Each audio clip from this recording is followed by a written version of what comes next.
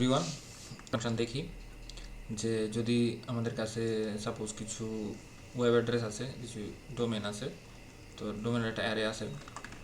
তো domains list well একটা array আছে। তো এর মধ্যে আমরা cats.com, dogs.com, flowers.com, animals.com এরকম 4-5টা অ্যারে আইটেম রাখলাম।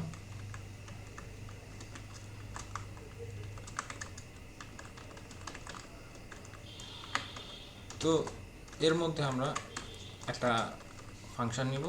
এই ফাংশনটা ক্যাট আছে কিনা বা কোনো কিওয়ার্ড আছে কিনা ওটা সার্চ করবে। তো এটা প্রথমে একটা ডোমেইন নেবে, তারপরে ফাংশনের মধ্যে একটা ডোমেইন লিস্ট ডট ফিল্টার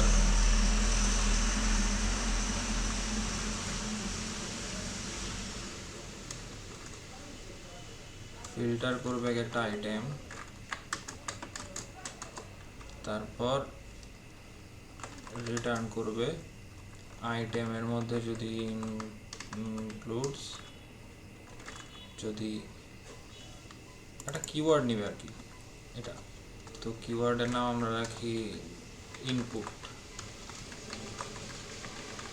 তো এটার মধ্যে যদি ইনপুট থাকে সে রিটার্ন করবে। আমরা দেখি এই ফাংশন কাজ করে কিনা। তো আমরা যদি এইভাবে লিখি, তো এই যে তিনটা cat pictures, cats and dogs, cat pictures, cats and dog, এই তিনটা আসলো। তো এই ফাংশনটাকে আমরা টেস্ট করতে চাই। তো তাহলে আমাদের আরেকটা স্ক্রিপ্ট ডট টেস্টে যাই। স্ক্রিপ্ট ডট টেস্টে আগের এগুলো আমরা জাস্ট রাখি, নাম দিই আমরা ক্যাটস টেস্ট। আর এখান থেকে এটার বদলে আমরা module dot export contents cat, এটার নাম আমরা কন্টেন্টস ক্যাট দিই, contents cat.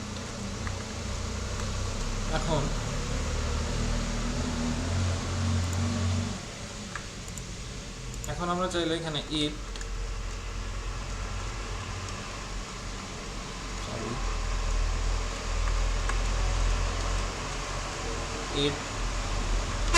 should return true if the cat is in the string। তো আমরা ফাংশনটা লিখি, তো এক্সপেক্ট কন্টেন্টস ক্যাটের ভেতরে আমরা ক্যাট পাস করব। আর এটার আসলে এটা ট্রু রিটার্ন করে না, যেটা রিটার্ন করে হচ্ছে একটা অ্যারে রিটার্ন করে, তার মধ্যে ক্যাট সহ যে সকল ডোমেইন আছে সবগুলো রিটার্ন করে। তো এটা যদি আমরা বুলিয়ান ফাংশন বানাইতাম তাহলে এখানে ট্রু দিলে কাজ করতো। তো আমরা কন্টেন্টস ক্যাট দিয়ে ট্রাই করি।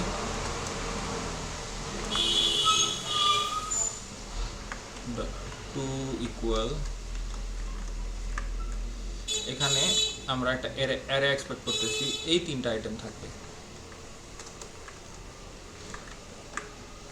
তো আমরা নোডমন অফ করে দিই, আমরা npm টেস্ট রান করি। হ্যাঁ, পাস করছে। তো এখানে দুইবার চলে আসছে।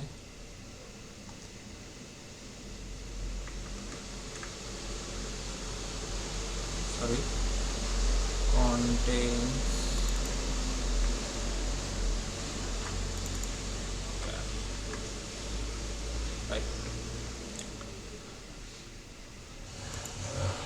এখন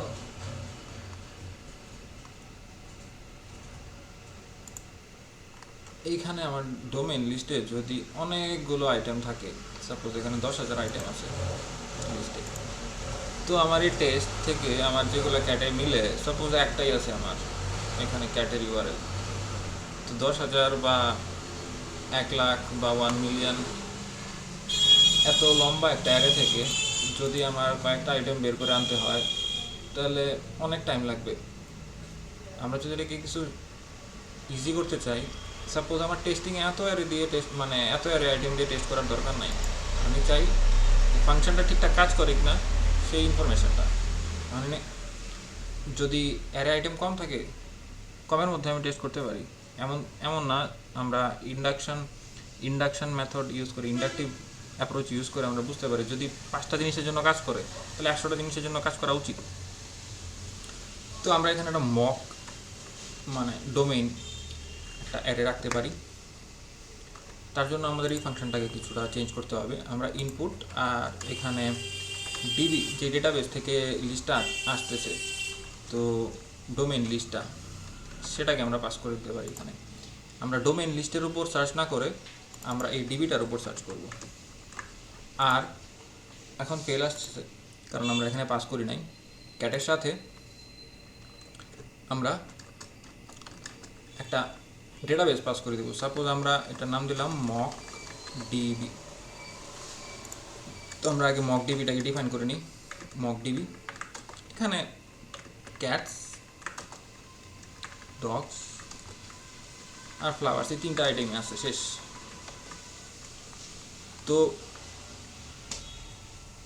এখান থেকে কি রিটার্ন করবে আমার ক্যাট দিয়ে যদি মানে আমি সার্চ করি, একটা আইটেম রিটার্ন করা উচিত। তো আমি সেভ করি, হ্যাঁ এবার পাস করছে। তো এইটা একটা ট্রিক, যেখানে যদি আমার অনেকগুলো আইটেমের একটা লিস্টের উপর টেস্ট না চালিয়ে আমি আমার মতো করে একটা মক ডেটাবেস বানিয়ে নিতে পারি, এবং তার উপর আমি জাস্ট ফাংশনটা টেস্ট করতেছি। আমার টার্গেট এটা না যে আমি পুরো লিস্টের মধ্যে আমার অ্যারে আইটেম কতগুলো আছে ওগুলো দেখা, বা আমার অ্যারে কি ঠিকঠাক মতো ডিফাইন করা আছে নাকি ওটা দেখা, ওইসব আমার উদ্দেশ্য না। আমার উদ্দেশ্য হচ্ছে কন্টেন্টস ক্যাট নামের যে ফাংশনটা আছে এটাকে টেস্ট করা। তো এটা আমি ছোটো একটা অ্যারে দিয়েও করতে পারি। তো আমি যদি ফাংশনটাকে একটু চেঞ্জ করে নিই, জাস্ট এখানে আমি একটা প্যারামিটার বাড়াই দিছি, তো ওই প্যারামিটারটার জায়গায় আমি মক ডিবি পাস করে দিতেছি। তো এখন আমার cats.com চলে আসতেছে, এখন আমার টেস্ট পাস করতেছে। তো থ্যাংক ইউ, এটাই ছিল আজকের আমাদের লেসন।